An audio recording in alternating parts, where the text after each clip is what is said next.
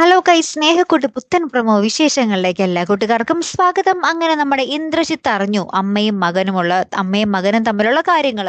അപ്പൊ സേതു പല്ലവിയോട് ഭയങ്കര സങ്കടപ്പെട്ട് പറയുന്നുണ്ട്. അമ്മയുടെ ആ ഒരു ടെൻഷൻ അല്ലെങ്കിൽ സങ്കടം എന്താന്ന് വെച്ചാൽ ഞാൻ വഴി അമ്മയുടെ ജീവിതം നശിഞ്ഞു പോകുമോ എന്നുള്ളതാണ് ഇങ്ങനെ സങ്കടത്തോടുകൂടി പറയുന്നുണ്ട്. അപ്പൊ പല്ലവിക്ക് ഭയങ്കര സങ്കടമൊക്കെ ആവുന്നുണ്ട് കേട്ടോ, നമ്മുടെ സേതു ഇങ്ങനെ സങ്കടപ്പെട്ട് പറയുന്നത് കണ്ടിട്ടെ.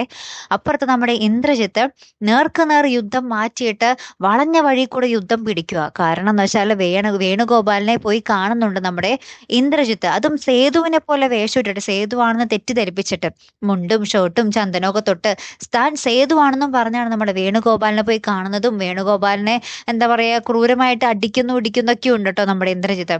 അപ്പൊ ഈ ഒരു കാര്യം പറഞ്ഞ് നമ്മുടെ മഹാലക്ഷ്മിയുമായിട്ട് നമ്മുടെ വേണുഗോപാൽ ഉടക്കാകും. ലാസ്റ്റ് മഹാലക്ഷ്മിയും സേതുവും തമ്മിൽ ഉടക്കി പിരിയണം. ഇതാണ് നമ്മുടെ ഇന്ദ്രജിത്തിന്റെ ലക്ഷ്യം. അമ്മയും മകനും തമ്മിൽ എന്നേക്കുമായി വേർപിരിയണം. അതാട്ടോ ഇവരുടെ ലക്ഷ്യം.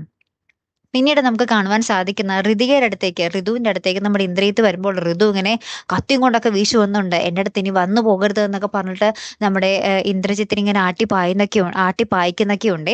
പിന്നീട് നമ്മുടെ ഋതു നമ്മുടെ പല്ലവിയെ കെട്ടിപ്പിടിച്ച് കുറെ കരയുന്നുണ്ട്. കുറെ പ്രശ്നങ്ങളുടെ നടുവിലാണ് നമ്മുടെ ഋതു, നമുക്കറിയാമല്ലേ. അപ്പൊ ആ പ്രശ്നങ്ങളൊക്കെ നമ്മുടെ പല്ലവിയുടെ അടുത്ത് പറഞ്ഞ് കരയുന്നുണ്ട്. ലാസ്റ്റ് നമ്മുടെ ഋതു ബോധം കെട്ട് വീഴുകയോ അല്ലെങ്കിൽ ആത്മഹത്യക്ക് ശ്രമിക്കുകയാണോ എന്നറിയില്ല.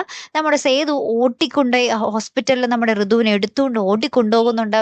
ലാസ്റ്റ് എല്ലാവരും ഭയങ്കര ടെൻഷനിൽ ഇങ്ങനെ ഐസിയുവിന് പുറത്ത് ഇങ്ങനെ ഋതുവിന്റെ വിവരവും കാത്തിങ്ങനെ നിൽക്കുന്നൊക്കെ ഉണ്ട്. അങ്ങനെ ഭയങ്കരമായിട്ടുള്ള ഒരു നിർണായക മുഹൂർത്തങ്ങളാട്ടോ ഏറ്റവും ഒടുവിൽ നമുക്ക് കാണുവാൻ സാധിച്ചത്.